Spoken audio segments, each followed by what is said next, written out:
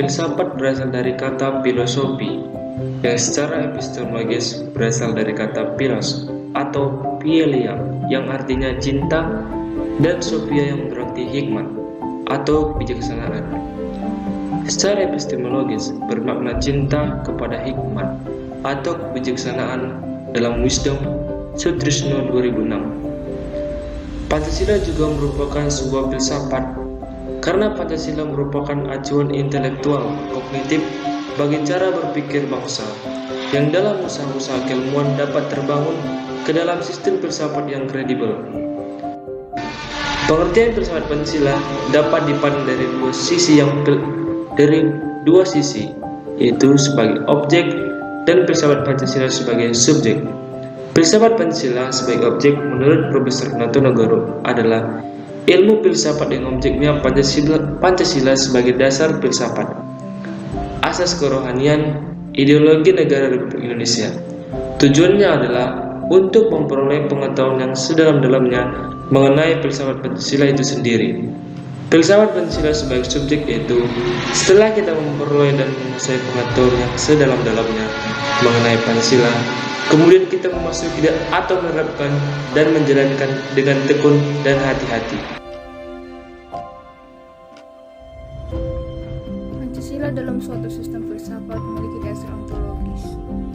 Secara ontologis, kajian Pancasila dapat dimaksudkan sebagai upaya untuk mengetahui dasar-dasar nilai dari sebuah Pancasila. Menurut Natonegoro, menyatakan bahwa hakikat manusia merupakan subjek umum dari sebuah Pancasila.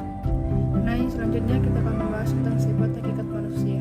Sikap hakikat manusia dapat diartikan sebagai suatu ciri-ciri atau karakteristik dari manusia yang membedakan suatu ciri-ciri atau karakteristik secara umum. Pandangan filsafat Pancasila tentang masyarakat. Ciri dan kepribadian masyarakat Indonesia dicerminkan dari nilai-nilai yang terkandung di dalam Pancasila. Bangsa Indonesia memiliki pandangan hidup, filsafat hidup, dan pegangan hidup dalam bermasyarakat, berbangsa, dan bernegara.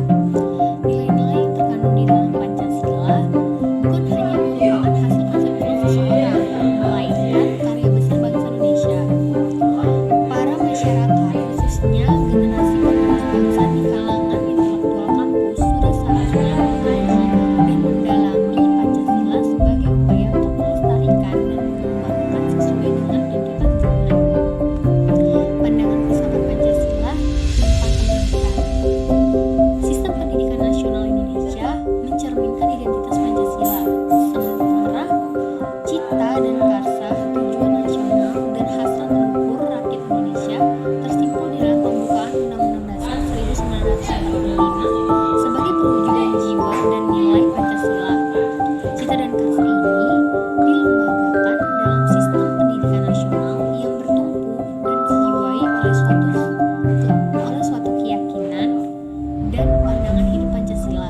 Dengan kata lain, sistem negara Pancasila tercermin dan dilaksanakan dalam berbagai subsistem kehidupan dan kehidupan masyarakat. Pandangan filsafat Pancasila tentang nilai ini menjelaskan bahwa Pancasila merupakan suatu kesatuan yang mempunyai nilai atau bersumber dari nilai-nilai. Kerangka berpikir tentang Pancasila ini mempunyai moralitas sebagai perkembangan pendidikan dan juga teknologi, di mana Pancasila mempunyai 5 sila yang lebih menekankan kepada nilai-nilai bermasyarakat. Yang pertama itu ketuhanan yang Maha Esa.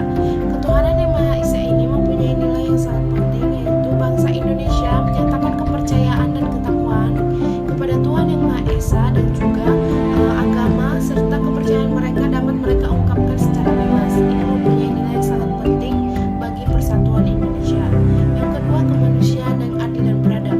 Kemanusiaan yang adil dan beradab ini mempunyai nilai di mana mengakui dan memperlakukan manusia sesuai dengan harkat dan martabatnya itu sudah mempunyai nilai yang sangat penting, seperti mengembangkan sikap saling mencintai, menjunjung tinggi nilai kemanusiaan, gemar melakukan kegiatan kemanusiaan, dan juga berani membela kebenaran dan juga keadilan.